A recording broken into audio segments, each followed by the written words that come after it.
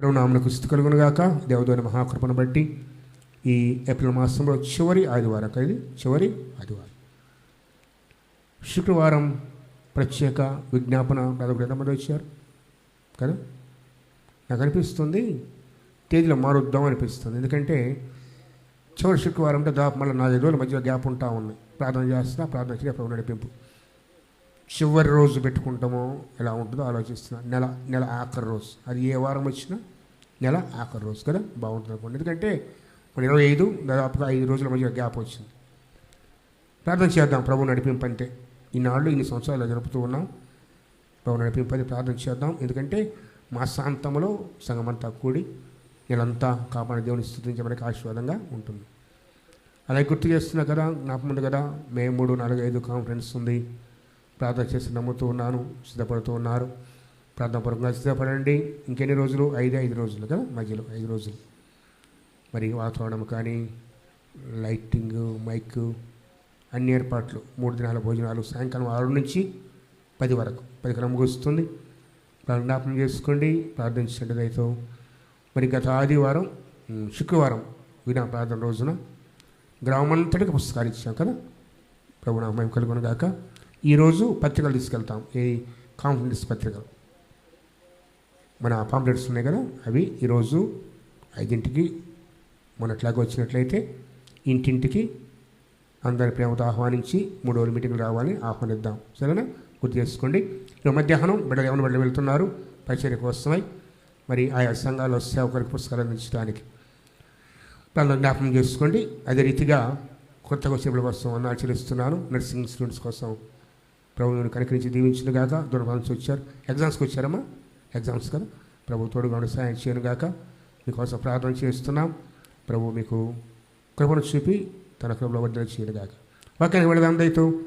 Hebrew పత్రిక 5వ అధ్యాయము 7 నుండి చూద్దాం. మన మూల అంశం ఏంటంటే విధేయత.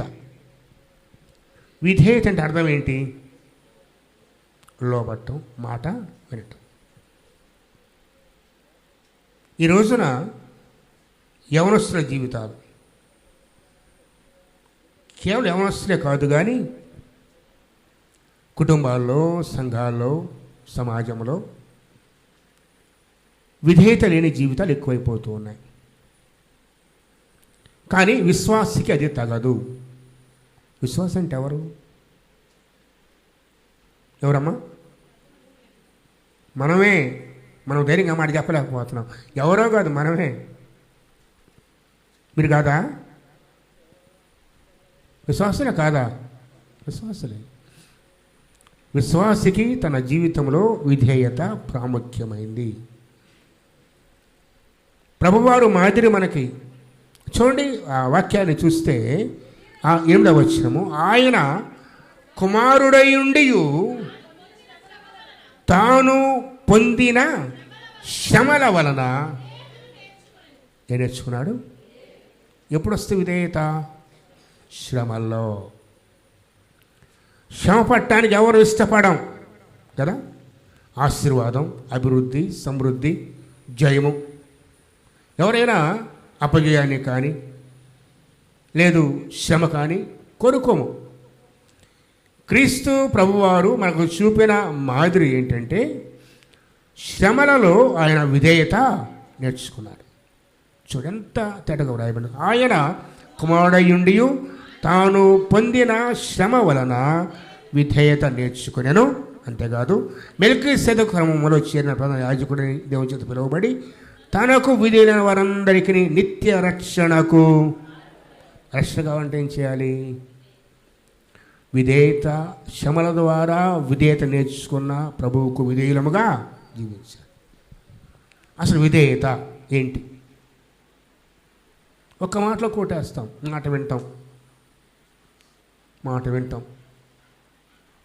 లేదా చూడండి వాక్యం ఉన్నదా? మొట్టమొదటిగా మత్తయి సువార్త 4వ అధ్యాయము, మత్తయి సువార్త 4వ అధ్యాయము 18 నుంచి 22 వరకు చూడండి. అయితే చదవాలి ఒకరు. యేసు గలిలయ సముద్ర తీరం నడుచుచుండగా పేతురబడిన సీమోను, అతని సహోదరుడైన ఆంద్రెయ, 2 సహోదరులు సముద్రములో వల వేయుట చూచెను. వారు జాలరులు. ఆయన, నా వెంబడి రండి, నేను మిమ్మును మనుషుల పట్టు జారులుగా చేతునని వారితో చెప్పాను. ఏమైపోయింది అక్కడ? వెంటనే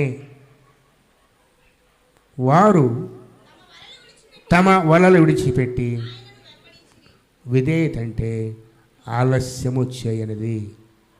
ఏం చేయదు? మొట్టమొదటి గుర్తుపెట్టుకోండి. రేపు ఎల్లుండి కాదు, చెప్పిన వెంటనే. శిష్యులు వారి పనిలో వాళ్ళు ఉన్నారు. వీళ్ళిద్దరు గురించి రాస్తారు ఇక్కడ. ఎవరు? వాడు పేతురు, సహోదరైన అందే. ఏం చేస్తున్నారు? వారి జీవన ఆధారము గలిసదులో చేపలు పడుతున్నారు. ప్రభు గురించి విన్నారు వాళ్ళు. కొంచెం చరిత్ర నేర్చుకుంటే తెలుసుకుంటే వారు యోహాను గారి శిష్యులు, బాప్తిస్మ యోహాను శిష్యులు. యోహాను గారు బాప్తిస్మ కూడా పొందారు. యేసుక్రీస్తు వారు దాన్ని వెళుతూ ఉంటే యోహాను గారు చెప్పారు, ఇదిగో లోక పాపలు మోసుకునే దేవుని గొర్రెపిల్ల, నేను ఆయన చెప్పులు విప్పడానికి కూడా పాత్రుని కాను. ఇవన్నీ విన్నారు. వారి మనసులో ఆలోచిస్తూ ఉన్నారు. ఒకరోజు వారి పనిలో వాళ్ళు ఉంటే ప్రభు వారి దగ్గరకు వచ్చి, నా వెంబడి రండి, నేను మిమ్మల్ని మనిషిపడి జారులుగా చేతుని చెప్పారు. ఇక ఆలోచించలేదు, ఆలస్యం చేయలేదు. విధేయత అంటే ఆలస్యము చేయనిది. అంతే కదా? తల్లి తండ్రి ఒక మాట చెప్తారు, పెద్దవారు ఒక మాట చెప్తారు. మనం ఏం చేస్తామంటే మన అనుకూలత ఈరోజు కాకపోతే రేపు, రేపు కాకపోతే ఎల్లుండి చేస్తాను కదా, చేయను అనలేదు కదా. మనకు వచ్చే మొట్టమొదటి మాట తెలుసా? చేయను అనలేదు కదా, చేస్తాను, కాకపోతే కొంచెం ముందు నా పనులు కావాలి. అది కాదు విధేయత అంటే. విధేయత అంటే ఆలస్యము చేయకూడదు. ఇప్పుడు చెప్పండి, ఎంతమంది విధేయులు ఉన్నారు? కుటుంబానికి కానీ, సంఘానికి కానీ, దేవునికి కానీ ఒక పని దేవుడు అప్పగిస్తే, పిలిస్తే వెంటనే ఆలస్యము చేయక త్వరపడేవాడు. రెండవదిగా చూడండి, అయితే అపొస్తలుల కార్యములకు వెళ్దాం.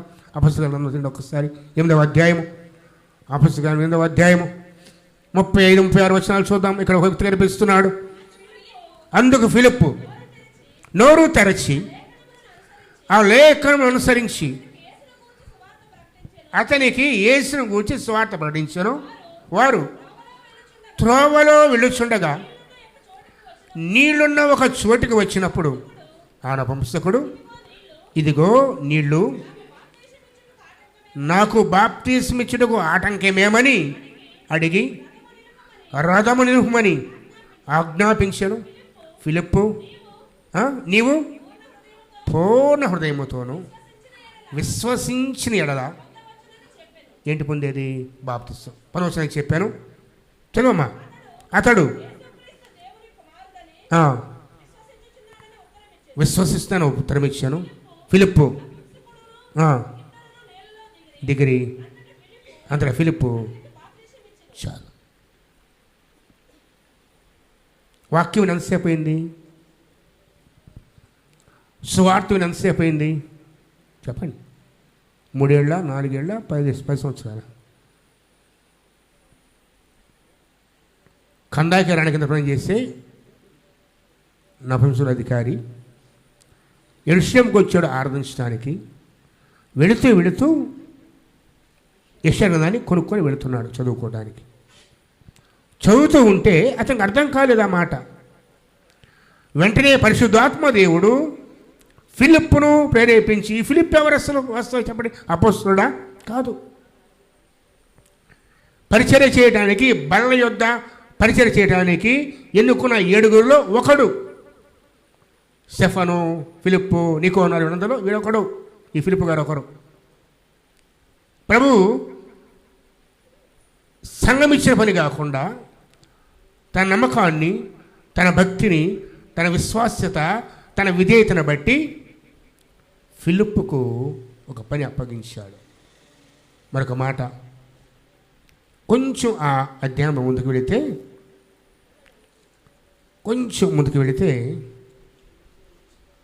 అపొస్తలుల కార్యములు 8వ అధ్యాయంలో ఒక మాట గుర్తు చేస్తారమ్మా. ఒక్క మాట 8వ అధ్యాయంలో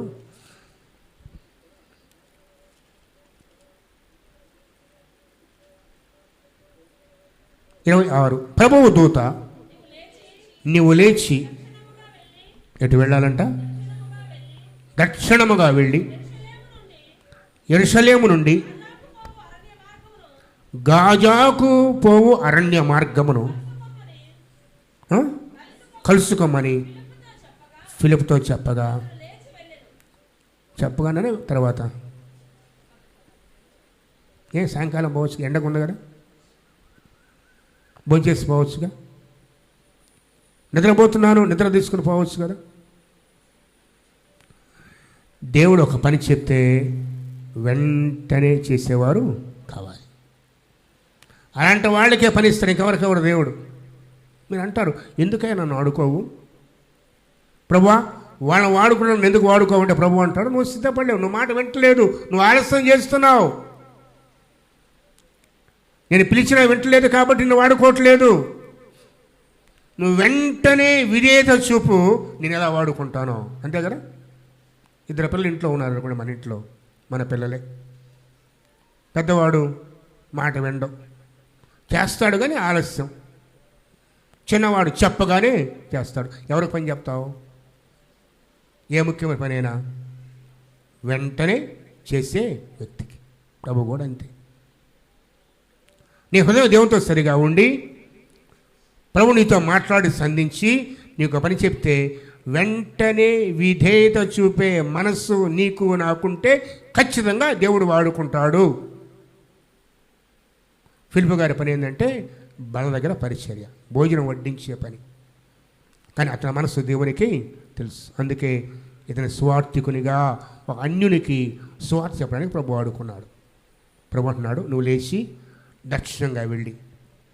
ప్రభువా, ఈ ఊరికి వెళ్ళటానికి 4 దారులు ఉన్నాయి, గాజా పోయే దారులు చాలా ఉన్నాయి, నాకు అడ్డదారిలో పోతానికి కూడా వీల్లేదు, ఆయన చెప్పిన దారిలోనే వెళ్ళాలి. వెళితేనే కార్యము సఫలం అవుతుంది. ఈరోజు మనం కూడా మన సేవలో, మన పరిచర్యలో, మన ఆరాధనలో, మన ప్రార్థనలో, మన సంఘ జీవితంలో మనుషుల పద్ధతులతోటి లోకానుసారంగా మన మనసుకు నచ్చినట్లుగా మనం చేస్తున్నాం కదా. ప్రభు చెప్పిన మాట ఏంటి? ఆత్మతో సత్యముతో ఆరాధించు. ఎందున్నటువంటి వారి రోజున మనుషుల పద్ధతులు ప్రక్కన పెట్టేసి ఒక పరిచర్యను ప్రభువా నిశ్చిత్వములో నడిపించని దైవజనులు కానీ, సంఘము కానీ, ఎంతమంది ఉన్నారు విశ్వాసులు కానీ. దావీదు గారి చేతిలో ఏం జరిగింది చెప్పండి? పెరేజ్ ఉజ్జా గుర్తుందా స్థలం అని? దేవుని మనస్సము కీర్తనంలో ఉంది 27. దావీదు అంటున్నాడు, నేను ఇదిగో ఇక్కడ కోటలో నేనున్నాను, దేవుని మనస్సము గుడారంలో ఉంది కాబట్టి తీసుకొస్తా అని చెప్పి తన సొంత ఆలోచనతో క్రొత్త బండి చేయించి కదా, క్రొత్త బండి, ఎడ్లు దానికి కట్టి మందసాన్ని బండి మీద తీసుకొస్తూ ఉంటే ఏం జరిగింది చెప్పండి? ఎడ్లకు కాలు జారింది. మహాయోధుడు ఉజ్జా అనే వ్యక్తి, దావీదు గారి బాడీగార్డ్ అనమాట, మనసు పడుతుందని చేసి పట్టుకున్నాడు. అక్కడ అతన్ని మొత్తాడు. ఎందుకు? అది దేవుని పద్ధతి కాదు. మోషే గారి దగ్గర నుంచి మందస్సము ప్రత్యక్ష గుడారము తయారు చేసినప్పుడు దేవుడు చెప్పాడు, లేవీయులు మోయాలి, తమ భుజాల మీద మోయాలి. అది దేవుని పద్ధతి. మనం పరిచర్య కూడా దేవుడు చెప్పినట్లు కాకుండా మన సొంత మార్గంలో సులభమైన మార్గాలు ఎన్నుకున్నాం. పరిచర్య కూడా సులభమైన మార్గాలు, దేవుని పనే. దావీదు చేసింది కూడా దేవుని మహిమార్థమే, కానీ అది దేవుని పద్ధతిలో కాదు. దేవుని పని ఎప్పుడు కూడా ఆయన చెప్పినట్లుగా ఆయన పద్ధతిలో చేస్తేనే ఆశీర్వాదము. భయపడిపోయాడు. ఓబేదెదోము ఇంట్లో మనసాన్ని పెట్టాడు. అయితే అక్కడ చూడండి, ఇక్కడే ఉజ్జా చనిపోతే అక్కడ ఓబేదెదోము దేవుడు దీవించాడు, కుటుంబంతో దీవించాడు. ఇప్పుడు మళ్ళీ రెండవసారి తప్పు తెలిసి వచ్చింది. ఈసారి అలా కాదని యాజకుడు ప్రతిష్ఠించి మనసాన్ని మోసుకుంటూ యెరూషలేముకు తీసుకొచ్చాడు, దీపబడ్డాడు. అలాగే ఫిలిప్తో ప్రభు అంటున్నాడు, నువ్వు లేచి దర్శనముగా వెళ్ళి, చూడదైతే వాక్యం ఉంటుందో, వెళ్ళి యెరూషలేము నుండి గాజాకు పోయే మార్గంలో కలుసుకునమని ఫిలిప్తో చెప్పగా అతడు లేచి వెంటనే వెళితేనే ఈ వ్యక్తి దొరుకుతాడు. దేవుని నడిపింపు. తర్వాత అప్పుడు ఐథియోపియా రాణి అయిన కందా క్రింద పని మంత్రి ఆమె యొక్క ధనాగారం అంతటి మీద ఉన్న ఐథియోపియా నపుంసకుడు ఆరాధించుటకు యెరూషలేముకు వచ్చి ఉండెను. ఇతనికి ఒక దేవుడు కాదు, మనలాగే మనం కూడా అంతే కదా. ఎవరు దొరికితే వాళ్ళు, ఏ టైంకి ఆ దేవుడు, ఎక్కడంటే అక్కడ. తన రాజు దగ్గర ఆరాధిస్తాడు, తన దేశంలో ఆరాధిస్తాడు. అనేక దేవుడు దేవతలు ఉన్నారు. యెరూషలేం కిందకు వచ్చాడు. ఇక్కడ కూడా చూద్దాం ఏమైనా ఉందేమో కదా, ఈ స్థలంలో కూడా చూద్దాం. వచ్చి ఆరాధించిపోతూ ఉంటే దేవుడు దర్శించాడండి. ఆ వ్యక్తి దేవునికి కావాలి. ఆ వ్యక్తి ద్వారా సువార్త ఇథియోపియా దేశానికి వెళ్ళాలి, ఆఫ్రికా ఖండానికి వెళ్ళాలి. అందుకే ఫిలిప్పును సాధనంగా వాడుకున్నాడు. ఎటువంటి వాడంటే ఫిలిప్పు విధేయుడు, దేవుని మాటకు విధేయుడు, చెప్పగానే ఆలస్యము చేయక చేసే వ్యక్తి. మరొక మాట తెలుసా, ఒక గొప్ప సంగతి జ్ఞాపకం చేస్తాను. రథం మీద వెళ్తున్నాడు ఈ అధికారి.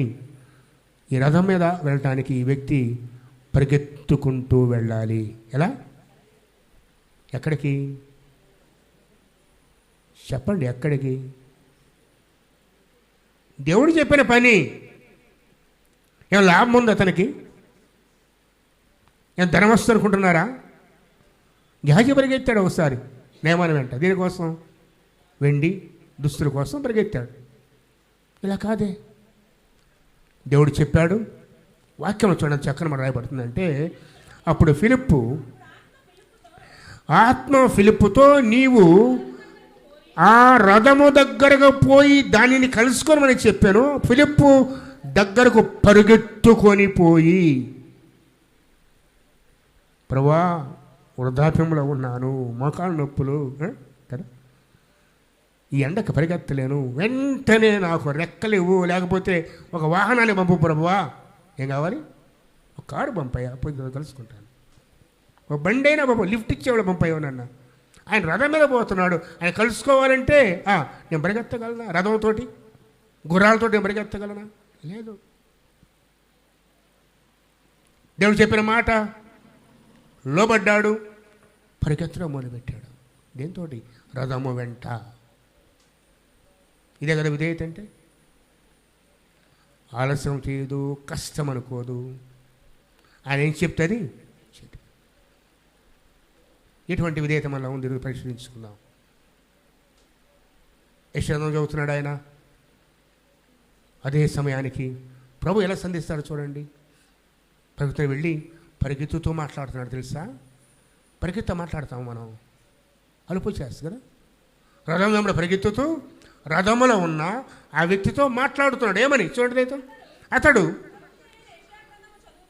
ప్రవక్త అయిన యెషయా గ్రంథము చదువుచుండగా విని, నీవు చదువుచున్నది గ్రహించున్నావా అని అడుగగా, అతడు ఎవడైనాను నాకు త్రోవ చూపకుంటే ఎలాగమని చెప్పను. అతడు రథమెక్కి అప్పుడు ఆపిన తర్వాత తనతో కూర్చోమని చెప్పిన తర్వాత ఆ లేఖనాన్ని బట్టి సువార్త చెప్పాడు. సువార్త చూడండి ఏమంటే 35వ వచనం. అందుకు ఫిలిప్పు నోరు తెరచి, నోరు తెరిస్తే ఏమొస్తే మనకి? ఒక ప్రశ్న. ఎప్పుడెప్పుడు నోరు తెరుస్తామో చెప్పండి? తినటానికి, త్రాగటానికి, మాట్లాడటానికి. ఏ మాటలు?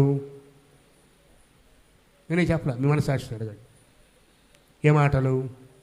ఫిలిప్పు నోరు తెరచి లేఖనముల అనుసరించి అతనికి సువార్త, అంటే కథలు కాదు, కట్టుకథలు కాదు, యేసయ్య గురించిన వార్త. అంతే కదా. మనకు అవి పనికిరావు. స్వచ్ఛమైన వాక్యం చెప్తే పనికిరాదమ్మా. పిల్లలు కూడా అంతే కదా, ఒట్టి పాలు తాగరు, దాంట్లో ఏమైనా కలపాలి. ఏం కలపాలి?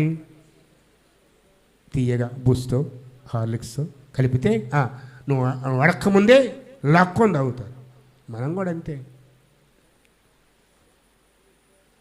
కల్తీ లేని స్వచ్ఛమైన వాక్యం చేసే వరకు గిట్టదు అది కదా. మసాలా కావాలి. మసాలా తగ్గితే పనికి రాదు మనకి. లేఖను అనుసరించి ఫిలిప్పు అతనికి యేసును గూర్చిన సువార్త ప్రకటించను. సంఘాలు ఏం చెప్పడాలి ఇప్పుడు? సువార్తే కదా. ఎవరి గురించి వార్త? సువార్త అంటే మంచి వార్త, యేసు గురించి, దేవుని గురించి పడగానే చూడండి, ఆ సువార్త విన్న తర్వాత వారు త్రోవలు విడుస్తుండగా నీళ్లున్న ఒక చోటికి వచ్చినప్పుడు ఏం చెప్పాడు ఇతడు? సువార్త ఏంటో తెలుసండి. ప్రభువును అంగీకరించు, రక్షణ పొందాలి, నీటి బాప్తిసం పొందాలి అని చెప్పి వరుసగా చెప్పుకుంటూ వస్తున్నాడు. విన్న వాక్యం తనలో కార్యం చేసింది. నీళ్లు కనపడ్డాయి దారిలో. ఒక వాగో, చెరువో, నదో కనపడింది. నీరు కనపడని అడుగుతున్నాడు నా వంశకుడు. ఈ అధికారి ఏమడిగాడమ్మా? చూడండి ఒక మాట, ఇదిగో నీళ్లు, నాకు బాప్తిస్మం ఇచ్చుటకు ఆటంకం ఏంటి? ఏమైనా అడ్డం ఉందా? ఫిలిప్ బలం చేసిన బాప్తిసం తీసుకోమని చెప్పండి. అయ్యా నువ్వు బాప్తిసం ఖచ్చితంగా తీసుకోవాలి అని చెప్పాడా? లేదు. పరిశుద్ధాత్మ దేవుడు ఆ అధికారి మనస్సులో మార్పునిచ్చి రక్షణ మారు మనసు కలగజేసి హృదయంలో గుర్చబడగా ఆ వాక్యము హృదయంలో నాటబడి నీళ్లు కనబడగానే తనంతట తానే ఇదిగో నీళ్లు, నాకు ఆటంకం ఏంటి? ఒక మాట అడుగుతాను, బాప్తిసం పొందడానికి అర్హత ఏంది చెప్పండి? బాప్తిసం ఉండడానికి అర్హత ఎంతమంది ఇస్తున్న బాప్తిసం? చేసేటండి ఒకసారి. చాలామంది ఉన్నారు. Very good. అర్హత ఏంది బాప్తిసం తీసుకోవడానికి? 3 సంవత్సరాలు ఆరాధనకు రావాలా? 40 రోజులు ఉపవాసం ఉండాలా? ఒక్కరోజు అబ్సెంట్ కాకుండా మనలో సేవకునికి కనపడాలా? ఒకటి చూడండి. అంటున్నాడు చూడండి, ఫిలిప్ అంటున్నాడు. అప్పుడు ఫిలిప్ అంటున్నాడు, నీవు ఏ హృదయము? ఎక్కడ దగ్గర ఈ మాట? పూర్ణ హృదయమైన మాట. ఆజ్ఞలన్నీ కూడా 2 ఇప్పుడు ఉన్నాయి. నీ పూర్ణ హృదయంతో, నీ పూర్ణ ఆత్మతో, నీ పూర్ణ మనసుతో నీ ప్రభువును ప్రేమించు, నేను వాళ్ళని పొరుగు అని ప్రేమించు. నీ పూర్ణ హృదయముతో ఏమి విశ్వసించాలి? ఇప్పుడు మనం నిలబడి చెప్పుకున్నామే, అవన్నీ మనం నమ్మేవి, వాక్యములవే. అపొస్తలుల విశ్వాస ప్రమాణం. నోటితో పలకటం కాదు. యేసు ప్రభువుని నీటితో ఒప్పుకొని హృదయంలో విశ్వసిస్తే రక్షణ పొందుతావు. నీ పూర్ణ హృదయంతో ఈ స్వార్థ అంతా వింటే, నమ్మితే అప్పుడు నువ్వు పొందవచ్చు అని చెప్పగానే అతడు రథము నిలుపుమని ఆజ్ఞాపించను. రథము నిలుపుమని ఆజ్ఞాపించను. 2వ రాష్ట్రం చూడండి, అక్కడ ఏమన్నా, అతడు యేసు క్రీస్తు దేవుని కుమారుడని విశ్వసిస్తున్నానని అతనికి ఉత్తరం ఇచ్చాను. ఎంతసేపు స్వార్థ చెప్పాడమ్మా? బహుశా ఒక పావుగంట అరగంట స్వార్థ తన మనసులో చేరితేనే రక్షణ సిద్ధమయ్యాడే. సంవత్సరాలు కదా. ఉద్యోగుల మీద పరిగెత్తుతావు, ప్రతి సంఘారాధనలో ఉంటావు, గ్రామంలో పట్టణంలో ఎక్కడ జరిగిన ప్రార్థనలో కూర్చుంటావు. మరి రక్షణ పొందడానికి ఈరోజు నీకు ఆటంకం ఏంటి?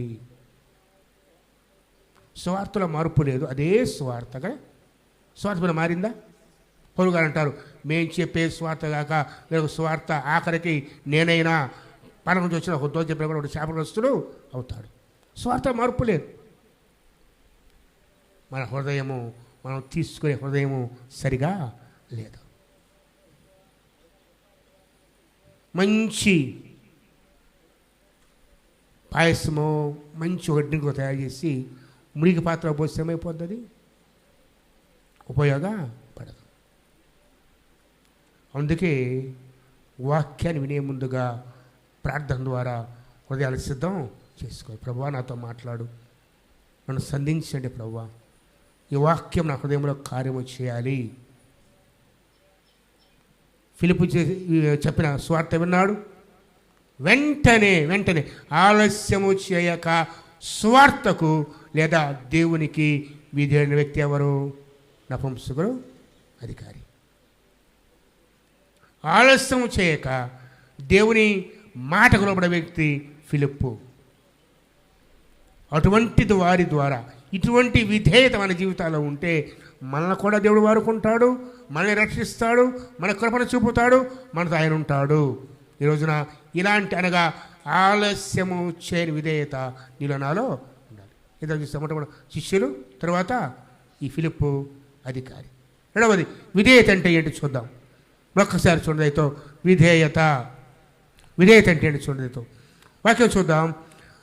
2 కొరింథీ పత్రిక హెబ్రీ పత్రిక 11వ అధ్యాయం. హెబ్రీ పత్రిక 11వ అధ్యాయం. హెబ్రీ 11 ఏం రాయబడుతుంది? ఏం చెప్తారు మీరు చెప్పండి. విశ్వాస వీరులు. ఎవరంట? ఎవరి దగ్గర మొదలు పెడతాడు? ఫస్ట్ హేబేలుతో మొదలుపెట్టి ఇక దావీదు, సంసోను వీళ్ళందరి సంగతి చెప్పుకొచ్చాడు. వాళ్ళు మనల్ని కూడా చేర్చాడు. ఆకన్నా ఆ లిస్ట్ ఇంకా పూర్తి కాలేదమ్మా, తెలుసా మీకు? ఆ లిస్ట్ ఇంకా పూర్తి కాదు. మన పేర్లు కూడా ఉంటాయి ఆడ. రేపు పరలోకంలో చూస్తాం మన పేర్లు ఆడ ఆ లిస్టులో. ఎవరితో ప్రక్కన? వీళ్ళందరూ ప్రక్కన. మనం లేకుండా వారు సంపూర్ణులు కాలేదు అని మాట రాసిన ప్రభువారు. చూడండి హెబ్రీ పత్రిక 11వ అధ్యాయం 7-8 వచనాలు. విశ్వాసమును బట్టి ఎవరు? నోవహు అది వరకు చూడని సంగతులను గూర్చి ఎవరి చేత? దేవుని చేత హెచ్చరింపబడి భయభక్తులు గలవాడై తన ఇంటి వారి రక్షణ కొరకు ఒక ఓడను సిద్ధము చేసెను. అందువలన అతడు లోకము మీద నేరస్థాపన చేసి విశ్వాసమును బట్టి కలుగు నీతికి ఏం రాబడింది నోవహు గారి గురించి 11వ అధ్యాయంలో? విధేయతలో మనకి బాగా తెలిసిన సంగతి చేస్తే తొందరగా చేస్తాం. ఏ పనైనా అనుమానం లేకుండా, సందేహపడకుండా.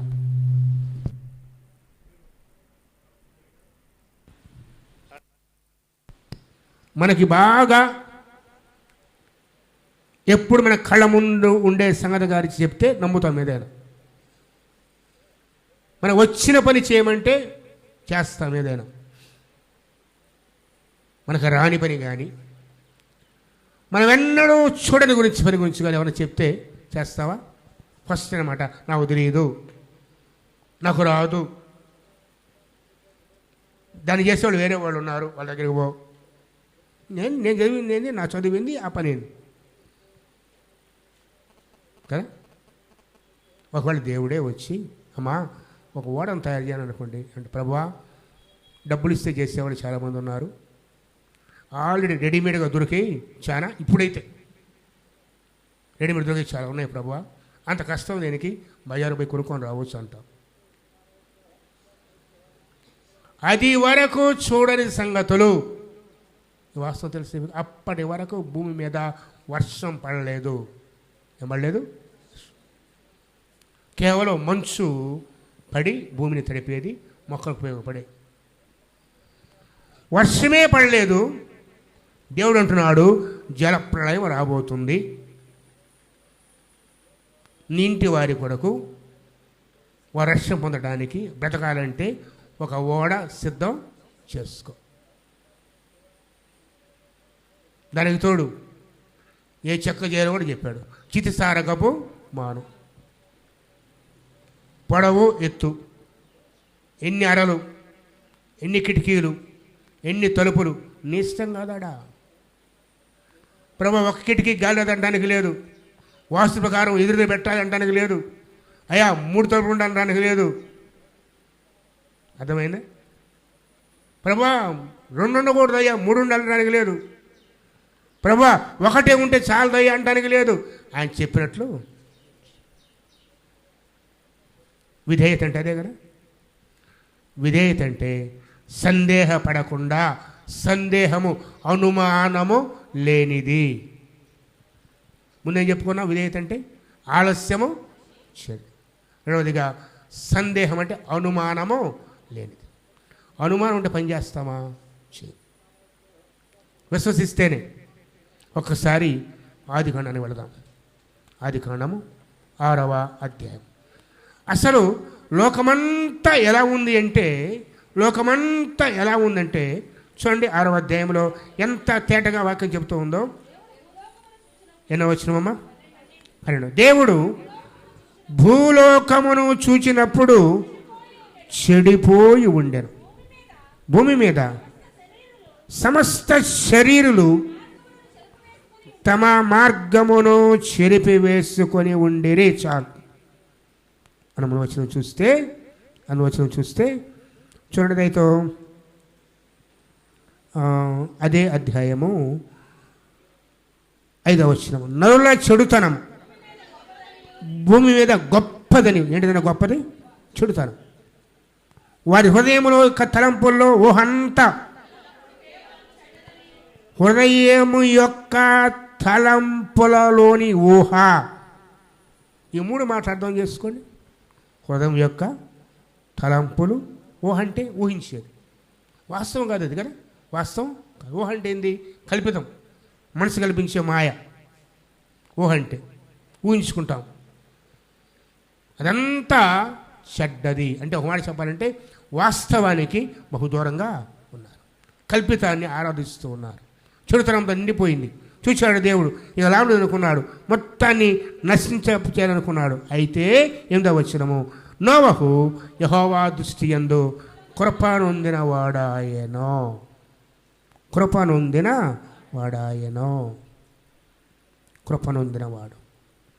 ఎందుకు కృప పొందాడు? 9వ వచనం, నోహు వంశావళిదే. నోవహు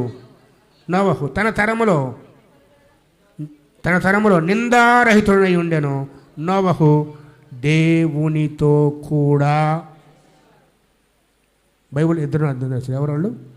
అదే ముందు అధ్యాయంలో హనోకు దేవునితో నడిచాడు. ఇక్కడ అంటున్నాడు నోవహు దేవునితో కూడా నడిచాడు. దేవుని మాట ఉదయం చూపాలి అంటే అది నడిచే జీవితం కావాలి. అనగా ఒక మాట చెప్పాలంటే ఆయన అవడం అంటే ఆయన ఎరిగి ఉండాలి, తెలుసుకొని ఉండాలి. ఎవరిని? దేవుని. ఈరోజు దేవుని గురించి కాదు కదా, కనీసం బైబిల్లో నీ దేవునికి ఇచ్చిన నీ వాక్యంలో, జీవవాక్యంలో ఏ అధ్యాయం ఎక్కడ ఉందో కూడా, ఏ పుస్తకంలో నీకు వదిలేదు. ఇంకా దేవుడిని తెలుసుకుంటాం. హగ్గై అనగానే 7 మూల పెడతారు. ఎక్కడ? ప్రార్థన నుంచి మూల పెడతారు. పుస్తకం తిప్పుతూ ఉంటాం. ఎడగనపడిద్దా కనపడదు.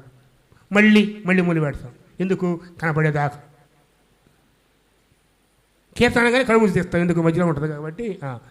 కళ్ళు మూసి మధ్యలో అట్లా ఉంటే ఖచ్చితంగా కీర్తన వస్తుంది కాబట్టి దిగులేదు. అదే కానీ మలాకియనో యోనానో ఓ చిన్న పత్రిక పేరు చెప్పండి, ఎంత బాధపడతారో బిడ్డల పాపం కదా. బాప్సుమది 10 ఏళ్ళు. సీనియర్ల మందులో, జూనియర్లు కాదు అందరూ. ఎవరు వాళ్ళు ఏమంటాం వాళ్ళని? మనం భక్తులు సీనియర్ అనుకుంటాం కానీ బైబిల్లో ఏ పుస్తకం ఆడదో కూడా తెలియదు. మళ్ళీ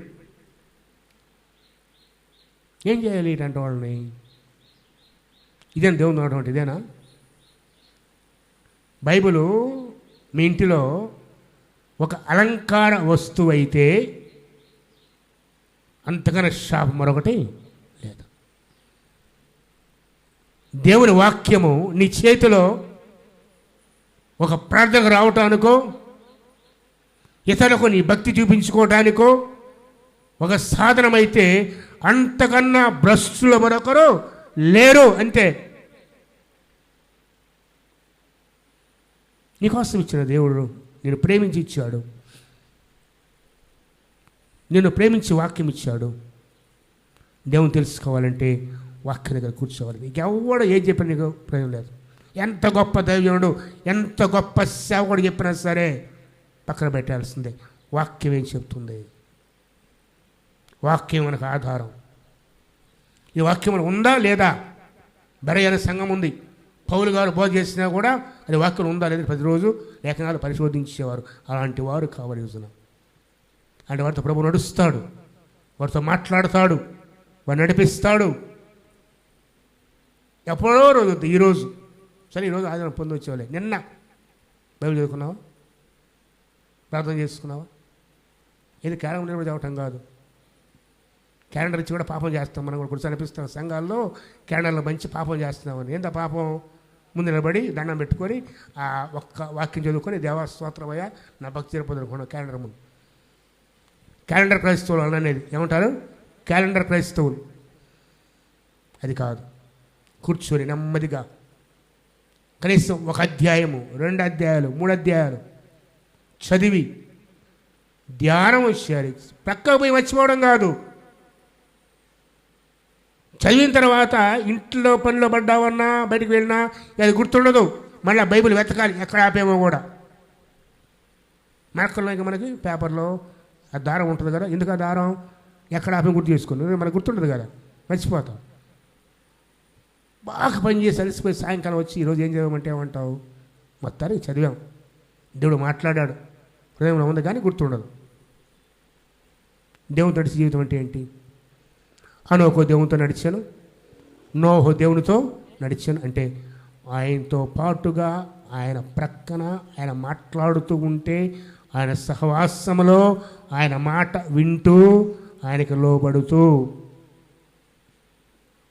ఈరోజు ఇదే ప్రశ్న పరిశుద్ధాత్మ దేవుడు నిన్ను అడుగుతూ ఉన్నాడు. నీకు దేవునితో నడిచే అనుభవం ఉందా? ఉంటే నువ్వు దేవునికి లోబడతావు, సందేహపడవు. దేవుడు ఎవరో తెలిస్తే, ఆయన మన జీవితంలో ఏం చేస్తాడో తెలిస్తే, ఆయన మాటకు అది ప్రతికూలమైన సరే నమ్ముతావు, విశ్వసిస్తావు, విధేయత చూపుతావు. విధేయత సందేహపడనిది.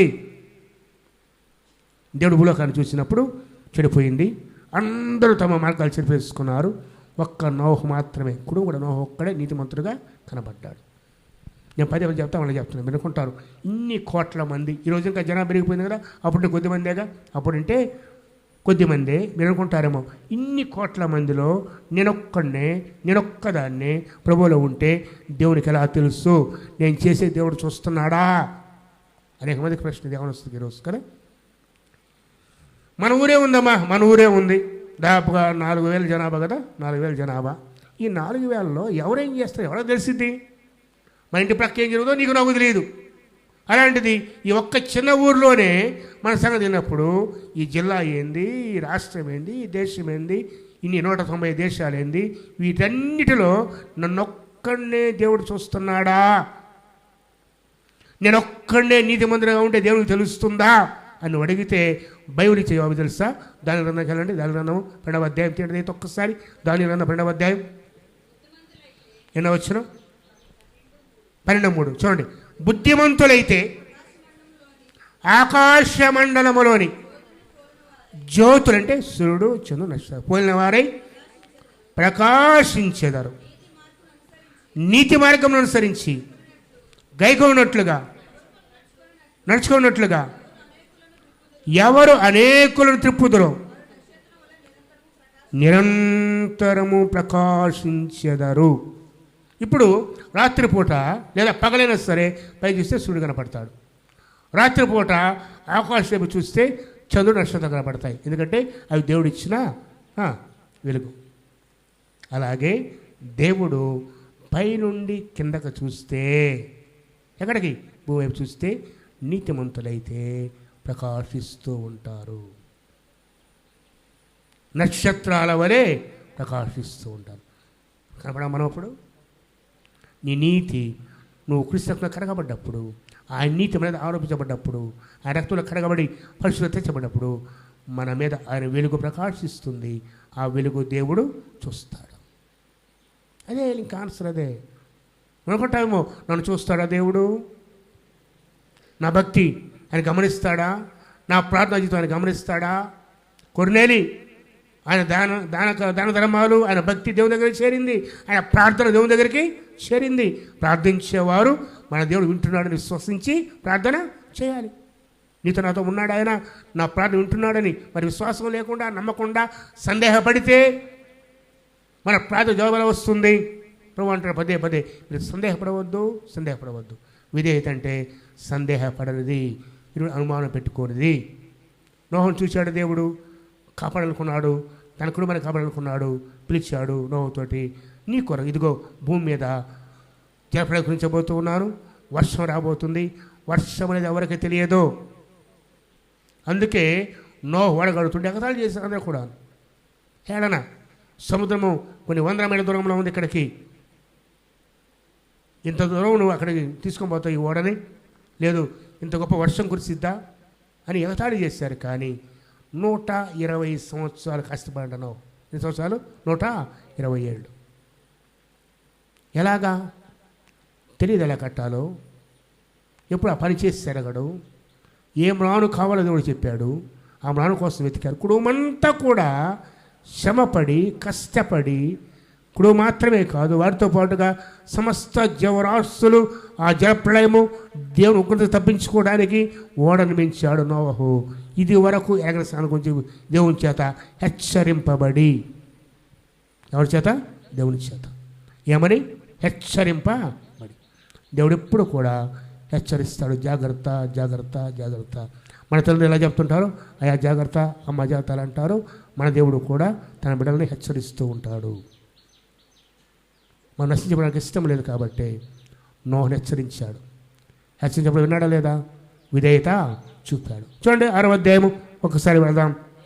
దేవుడు నోహుతో, సమస్త శరీర మూలముగా భూమి బలాత్కారం నిండి ఉన్నది కనుక నా సన్నిధిని వారి అంతం వచ్చి ఉన్నది. ఇదిగో వాని భూమితో కూడా నాశనం వచ్చేతును.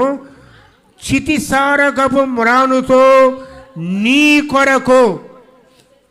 ఎవరి కొరకు? ఎవరు రక్షణ వాళ్ళదే. అర్థమైందా? నువ్వు కట్టిన వాడ నీదే, నీ భక్తి నీదే.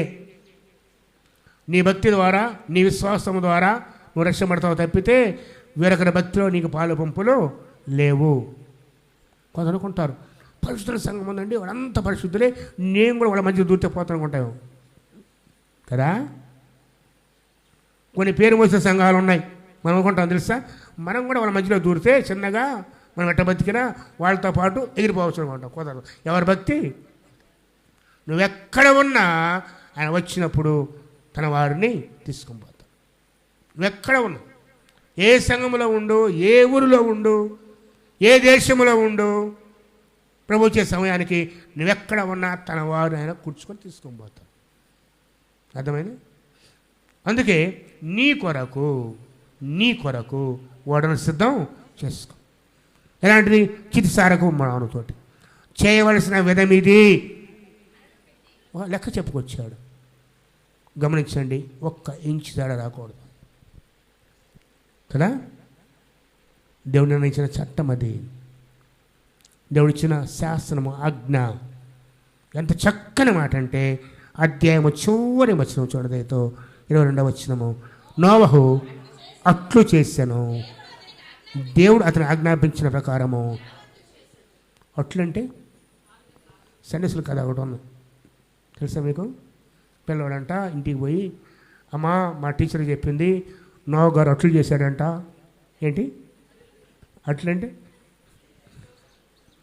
నాకు కూడా అట్లు చేయండి.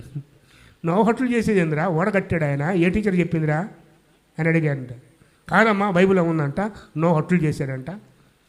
అట్లంటే అవి కాదు, ఆ ప్రకారము కదా. నోవహు దేవుడు చెప్పినట్లుగా అట్లు కాదు, ఆ ప్రకారము చేశాడు. చూడవాక అట్లు అనగా ఆయన చెప్పింది. తర్వాత ఇంకో మాట చూడ, తర్వాత ఇంకో మాట, దేవుడు అతనికి ఆజ్ఞాపించిన ప్రకారము యావత్తు అంటే ప్రతిదీ, పొడుగు, ఎత్తు, వెడల్పు, కిటికీలు, అరలు అన్నీ ఎవరి కొలతలవి? ఎవరు చెప్పిన కొలతలవి? తన సొంత ఆలోచన, తన సొంత జ్ఞానము మాత్రం పనికి రాదు.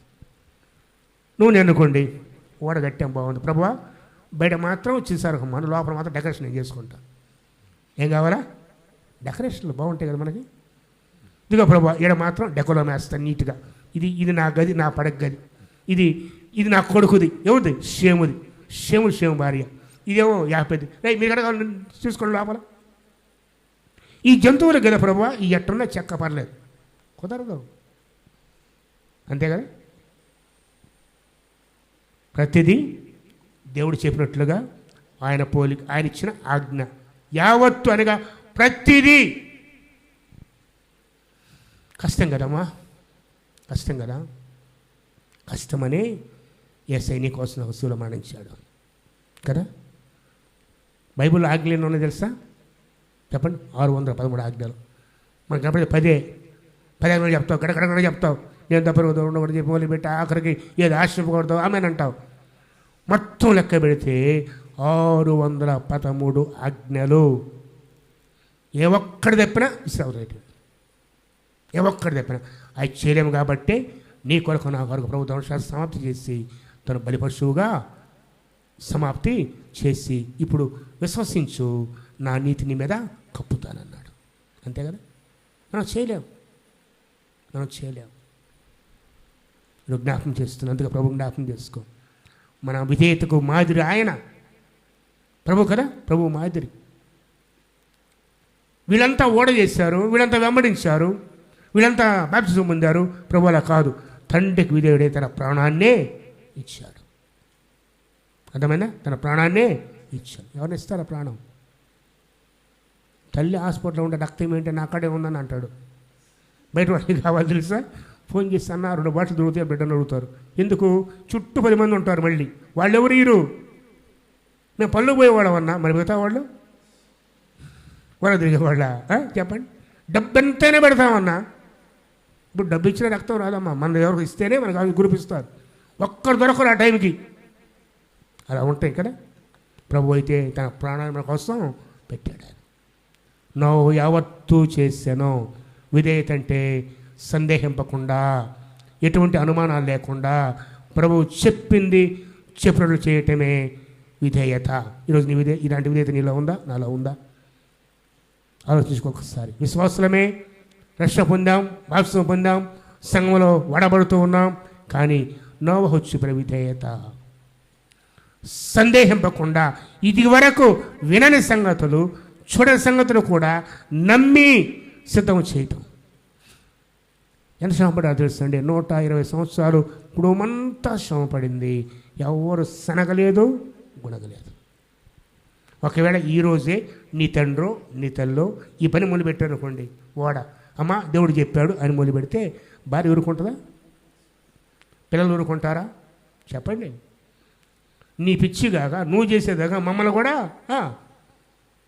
కదా నేను అనుకుంటాను. ఒక ఆలోచన వస్తాయి. మరి వారి పోషణ జరిగింది. 8 మంది పనిలో ఉన్నారుగా. నో భార్య, 3 కుమారుడు, 3 కోడళ్ళు. సుఖం ఉందా? ఐశ్వర్యం ఉందా? ఇంకోటి అంటాడు, ఆ ఓడ కట్టేప్పుడు ఇల్లు కట్టకపోయేది కదా. ఏంటిది? 3 అంతస్తుల ఓడ కట్టే బదులు 3 అంతస్తులు ఇల్లు కడితే బాగుండేది కదా నాయన అనేవాళ్ళు లేరా ప్రక్కన? మీరు ఒక్కళ్ళు రక్షణ పడతారా? మీరు ఒక్కడే బతుకుతారా? ఇప్పుడు అనేవాళ్ళు మీరు ఒక్కడే పరలోకం పోతారా? ఇక క్వశ్చన్ వచ్చింది మధ్య. అందువర్షిస్తారు. మీరు ఒక్కడే పోతారు, యువతలు పోరా? మనం ఓడ కట్టుకున్నాం. దేవుని మాట విని రక్షణ ఓడ సిద్ధం చేస్తాం కూడా వెళతాం. లేని పరిస్థితి ఏంది? దేవుడు తలుపులు వస్తాడు. బైబిల్ చక్కని మాట ఏంటంటే తెలుసా? నోహు అనే ఓడలో దేవుడు మూసాను. ఎవరు మూసిన తలుపులు? ఆయన మూసి ఎవరు తీయలేడు. ఇక బావ, అక్క, అన్న ఏం లాభం లేదు. వినపడదు. తలుపులు మూసేసాడు ఆయన. అవకాశం ఉన్నప్పుడే విధేయత చూపాలి. నోహు లాంటి సందేహం లేని విధేయత ఇది మన జీవితాలు కావాలి. మొట్టమొదటి విధేయత ఏంటి చెప్పండి? ఆలస్యము చేయని, రెండవదిగా సందేహింపని విధేయత. మూడవది చెప్పి ముగిస్తాను. ప్రకృతి చెప్తే వచ్చాను ధ్యానం చేద్దాం. మూడవది విధేయత అంటే బలవంతముగా కాకుండా మనస్ఫూర్తిగా. ఎలా కాకుండా? బలవంతముగా కాకుండా మనస్ఫూర్తిగా. కొరింథీ పత్రిక ఏదో ఒకసారి 2 కొరింథీ 9వ అధ్యాయము, 2 కొరింథీ పత్రిక 9వ అధ్యాయం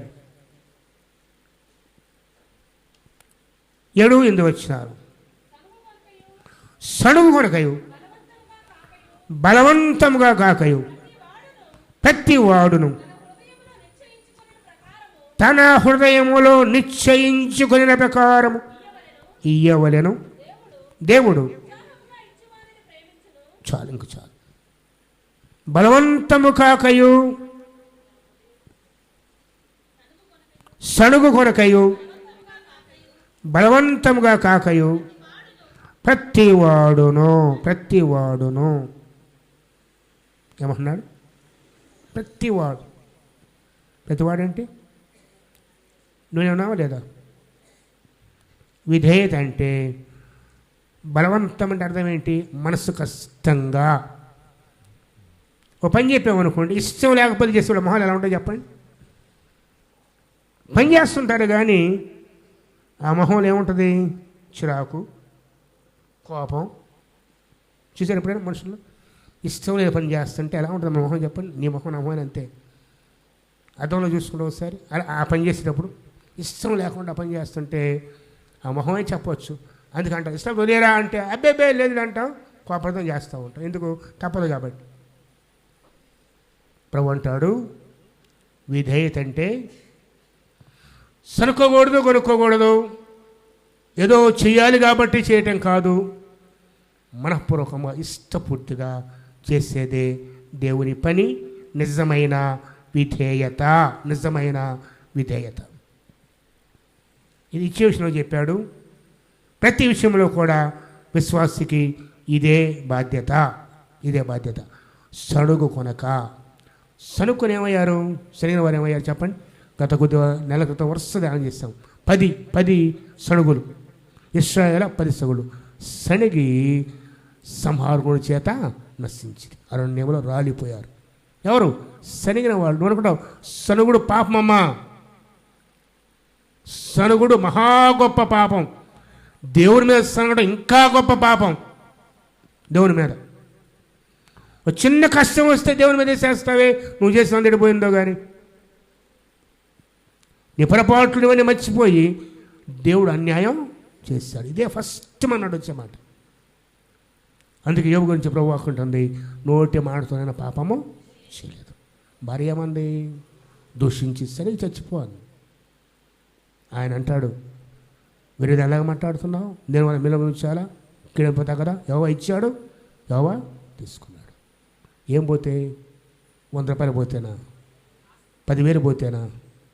కోట్ల ఆస్తి, 10 మంది బిడలు, ఆరోగ్యం అన్నీ పోయిన తర్వాత ఆయన అనేమాట సణుగు లేదు, గుడుగుడు లేదు, ఇష్టపూర్వకంగా మనస్ఫూర్తి చెప్పిన మాట, యెహోవా ఇచ్చాను, యెహోవా తీసుకున్నాడు.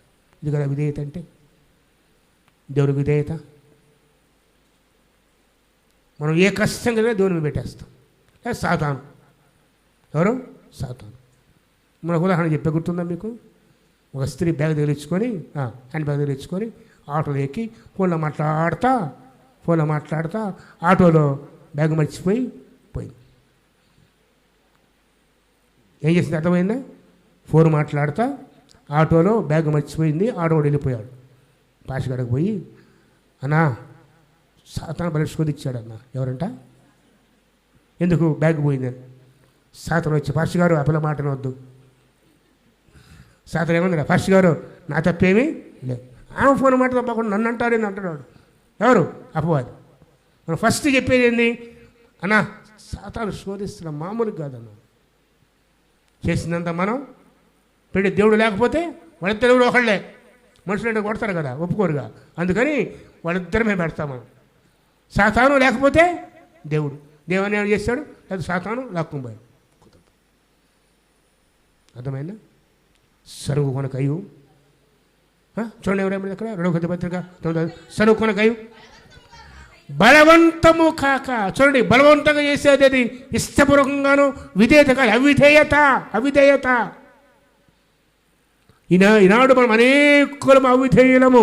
దేవుని పని కూడా ఏదో కష్టంగా, ఆయన పరిచర్య కష్టంగా, ఆయన స్వార్థ ఒక భారంగా, ఇష్టపూర్వకం కాదు మనం చేసేది. ఒకవేళ నేను చెప్తున్నాను, గుర్తుంచుకో, కష్టం అనిపిస్తే పక్కిలిపో, ఆయనకి ఆశీర్వాదం. కానీ సనుక్కుంటా, గొనుక్కుంటా, కష్టంగా, భారంగా చేసావా అనుభవింపక తప్ప. ఏంటది? దేవుని తీర్పు. అంతే కదా.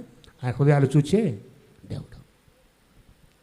ఇష్టపూర్వకంగా మనస్ఫూర్తిగా చేస్తేనే ఆశీర్వాదము తోడుంటాడు, నడిపిస్తాడు. నేను అనుకుంటాను, ఒకవేళ నోహు కానీ మధ్య శనిగడ నోహు పక్క పోనేవాడు దేవుడు అండా ఖచ్చితంగా అంటాడు. 105 సంవత్సరాల్లో ఏ ఒక్క రోజు కూడా నోహు కానీ, తన భార్య కానీ, తన బిడ్డలు కానీ, 3 కుమారులు కానీ, 3 కోడళ్ళు కానీ సనగలేదు. శని దేవుడు అని చెప్పేవాడు, చాలు పక్క తెలుసా మీకు. దేవుడు చూచే దేవుడు, వినే దేవుడు. మనస్ఫూర్తి చేయకపోతే తీసి పక్కన పెడతాడంతే. ఎక్కడ? ఓ ప్రక్కనకి ఎందుకు వరికరా మన పక్కన పెట్టాడంటే అర్థమైందా? దేవుడు ఎత్తే ఓ ప్రక్కన పెట్టాడంటే ఇక ఎందుకు పనికిరావు జీవితంలో. ఆస్తి తెచ్చుకోవద్దు. ఒక పని దేవుడిస్తే త్వరపడి చేయాలి, రెండవదిగా సందేహింపకుండా చేయాలి, మూడవదిగా సనుకోకుండా, బలవంతం కాకుండా, ఇష్టపూర్వకంగా, మనస్ఫూర్తిగా చేయుటే దేవునికైనా, నీ కుటుంబానికైనా, నీ ఇంట్లోనైనా, సమాజంలో అయినా, సంఘంలో అయినా, ఎక్కడైనా ఈ 3 మనస్తత్వంలో ఉండాలి. అదే నిజమైన విధేయత. కొంచెం అవిధేయత చూపావా, ఎవరు పెట్టారు? నేను ధ్యానం చేస్తాను. ఒకవేళ నాకు 100 వేలు ఒక్కసారి కదా ప్రభా నాకెందుకు ఇచ్చావు, మన ముస్తులు నేను ఎందుకని, ఎంతమంది ఉన్నాయి, 10 మంది సాయం చేయొచ్చుగా, మేము 8 మందే చేయాలా, ఈ ఒక్క వాడ, అందులో కొలతలు, ఇన్ని అంతస్తులు, ఇన్ని కిటికీలు, ఈ చెక్క, ఇదే చెక్క, ఎందరో అడవులోకి కొట్టుకురావాలి కదా. ఏ చెక్క అంటే ఆ చెక్క పర్లేదు, ఈ చిరుసరగమానే కావాలి. ఎందుకంటే నీటికి తడిసిపోకూడదు, వాళ్ళ క్షేమం కోసం చెప్పింది అది. ప్రతిదీ ఆయన చెప్పినట్లే. అలాగే సడుగు కొనకయు బలవంతం కాకుండా ఇష్టపూర్వకంగా విధేయత చూపేవారిని ప్రభు వెతుకుతున్నాడు. ఫిలిప్పు లాంటి మనస్సు నీకు నాకుంటే ఈరోజు వాడుకుంటాడు. నోహు లాంటి మనస్సు నీకు నాకుంటే ప్రభు వాడుకుంటాడు. శిశువు లాంటి మనస్సు నీకు నాకుంటే ప్రభు వాడుకుంటాడు. యెషయా వలె సనకుండా ధైర్యంగా ఇష్టపూర్వకముగా ఆయన పని చేసే మనస్సు. ఒక మాట చెప్పమంటారా, ఏలియా గారి కన్నా ఎలీషా గారికి రెట్టింపు ఆత్మను దేవుడు ఇచ్చాడు లేదా? కారణం ఏంటి తెలుసా? ఆయన విధేయత. 12 అరకలు ఎడ్లు కట్టి 12 తాను తోలుతూ ఉన్నాడు. గొప్ప భూస్వామి ఎవరు? ఎలీషా గారు. తాకుతూ వెళ్ళి పిలిచి దుప్పటి పైన వేస్తాడు. ఇంకంతే. మాట్లాడా? లేదు. ఇంటికి వెళ్ళి ఒక మాట చెప్పొస్తా అంతే. ఇంటికి వెళ్ళాడు. ఆ ఎద్దుల్ని ఆ కాడి చెక్కని నరికి ఎద్దుల్ని వధించి వంట చేసి విందు పెట్టాడు. అందరూ కూడా వీటితో నాకు పని లేదు, వీటితో పని. మళ్ళీ అవి ఉన్నాయనుకో మళ్ళీ వ్యాపారం మీదకి, వ్యవసాయం మీదకి మనసు లాగిద్ది. నువ్వు సంగతి తెలుసా, కొందరు దైవజనులు సంభవించిన వాళ్ళు సేవ ప్రభు పిలిస్తే వారి డిగ్రీలు చింపి సేవకు వచ్చేవాళ్ళు ఉన్నారు. ఏంటమ్మా వాళ్ళ ఇంజనీరింగ్ డిగ్రీలు. ఎందుకు? అవి కనపడితే ఏ రోజైనా అదొక ధైర్యం. ఏమని? ఎట్టైనా బతుకుతా, సర్టిఫికేట్ ఉంటేనేగా, అది లేకపోతే ఉన్నారా మా సేవకు? అందుకే అలాంటి వాళ్ళు దేవుడు వాడుకున్నాడు. చింపి ముక్కలు చేసి ప్రభువా నీ వెంట. ఇదే సనక్కుండా మనస్ఫూర్తిగా చేసే పని. చింపి ప్రక్కన పడేసి తగలబెట్టి. ఎందుకు? అవి ఉంటే ఏ రోజైనా ఊరవుతాయి వాళ్ళకి, ఏ రోజైనా శోధన అవుతుంది. కష్టం వచ్చిందనుకోండి, ఈ జాడు బతుకుతాడు ఆయన. ఏంటది? ఆ డిగ్రీ. ఇప్పుడు అవకాశం లేదుగా, ఆయన వైపే చూడాలి. ఇది కదా విధేయత అంటే. శిష్యులు ఎందుకు పెట్టిన వలలు భద్రం చేయలా? తమ వలలు విడిచిపెట్టి, తమ దోనె విడిచి అంటే వదిలేసి ఎవరితో జోలు లేదు. మధ్యలో వెళితే గద్దించాడు, అది వేరే సంగతి కదా. మధ్యలో వెళ్ళారు కదా. ప్రభు చనిపోయిన తర్వాత పేతురు గారు నేను చేపలు పట్టడానికి పోతానంటే 8 ఊరు వెళ్ళారు. ప్రభు వచ్చి పిల్లారా ఏమైనా దొరికిందా ఏంటి తినటానికి? ఉందేమన్నా? ఏం లేదు, రాత్రి అంతా ప్రయాసపడ్డాం. సరే రండి, నా కాడు ఉంది రండి. వాడు ఒడికి వచ్చేసరికి నిప్పుల మీద కాల్చబడ్డా రొట్టె చేప. ఎవరిస్తే వచ్చింది? వాళ్ళ వృత్తి కాపాడగలిగిందా? లేదే. రాత్రంతా ప్రయాసపడ్డారు, లేదే. గుర్తు చేస్తున్నాను, బలవంతము కాకుండా ఇష్టపూర్వకముగా విధేయత చూపటమే ఈరోజు మంచి దేవుడు కోరుకునేది. విధేయత విశ్వాస యొక్క మొట్టమొదటి లక్ష్యం. లోపట్ట మన వాక్యం ముగిస్తాను. మన వాక్యం చూడండి, ఎబ్రీ పత్రిక మనం 5వ అధ్యాయం, మన వాక్యంలో ఎవరు రాయబడింది? 8వ వచనం చూడండి.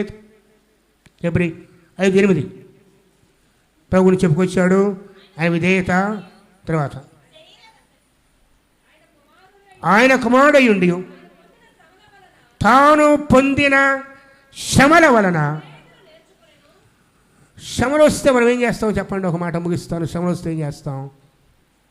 వదిలిపెట్టేస్తాం, ఆ దారి నుంచి ప్రక్కకి పోతాం. కానీ ఆ దారిలో పెట్టింది ప్రభు అయినప్పుడు ఎక్కడికి పోతావు? ఆ శ్రమను పంపింది ప్రభు అయినప్పుడు నువ్వు ఎక్కడికి పోతావు? ఎంత దూరం పోతావు ప్రభు దగ్గర నుంచి? ఏ దారిలో పోతే నీకు మేలు కలిగిద్ది? నేను చెప్తున్నా, గుర్తు చేసుకు. ఈ రోజున వాక్యం చెబుతుంది, శ్రమల దారైనా ప్రభు తోడుగా ఉంటే జయాన్ని పొందుకుంటాం. కష్టాల దారైనా ఆయన్ని చేపట్టుకుంటే కిందకడుంది కదా, యెహోవా నా కాపరి నాకు ఇవ్వగలదు. మరి ఆయన కాపరే. మరి గాఢాంధకారులు ఎక్కడి నుంచి వచ్చాయి? గాఢాంధకారం అంటే తెలిస్తే ఇంగ్లీష్లో ఏముంటుందో, హీబ్రూ బైబిల్ ఏముంటుందో? మరణపు లోయలు. వ్యాలీ ఆఫ్ డెత్ అంటే మరణపు లోయలు. తెలుగులో గాఢాంధకారం ఉన్నాడు కానీ మరణపు లోయలు. మరణం అంటే ఏంటి చెప్పండి? మరణం అంటే ఏంటి? నువ్వు నేను ఇప్పుడు ఇష్టపడినది మరణం అంటే కదా. ఇష్టపడిన దారుల్లో కూడాను, మరణపు అంచుల్లోకి వెళ్ళినా కూడాను, మన భయం వెంటాడుతూ ఉన్నా కూడాను ఆ దారిలో ఆయనకు తోడుగా చేయవదడు. నిద్రుడు కరయు నిధనమనన్ను ఆదరించును. ఎప్పుడు? అన్ని సమర్థకున్నప్పుడు కాదు, లేని స్థితిలో కూడా ఆయన కాపరే. జ్ఞాపకం చేస్తున్నాను, ఈ శ్రమల దారిలో ప్రభు విధేయత నేర్చుకున్నాడు. తర్వాత అంటాడు చూడండి ఎబ్రీ పత్రికలో, మరియు ఆయన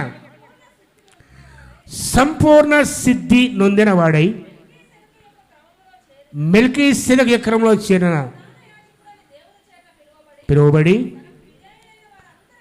ఎవరందరూ కూడా తనకు విధేయులైన వారందరూ. ఎలా విధేయత?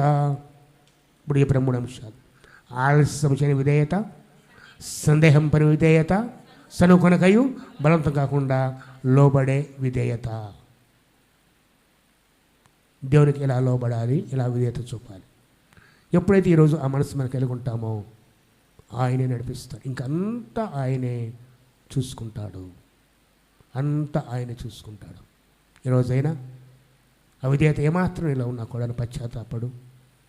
ప్రభువా, నా మనసు నీకు దూరంగా ఉంది, వేద లేని బ్రతుకు అలా ఉంది ప్రభువా, సందేహపడుతున్నాను, ఆలస్యం చేస్తున్నాను, సనుగుతున్నాను ప్రభువా, మనస్ఫూర్తిగా చేయలేకపోతున్నాను.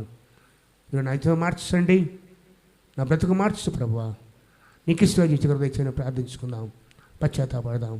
ప్రభువాలే ప్రపణ సిద్ధి పొందుకుందాం, సంపూర్ణంగా చేయబడదాం, ప్రభుతో నడుద్దాం, ఆయన విధేయత చూపి ఆయన ద్వారా దీంపబడదాం. అట్టి కృప ఆత్మదేవుడు ఈరోజు నీకు నాకు మనందరికీ దయచేయను గాక. మొక్కడితో ప్రార్థిస్తున్నాం.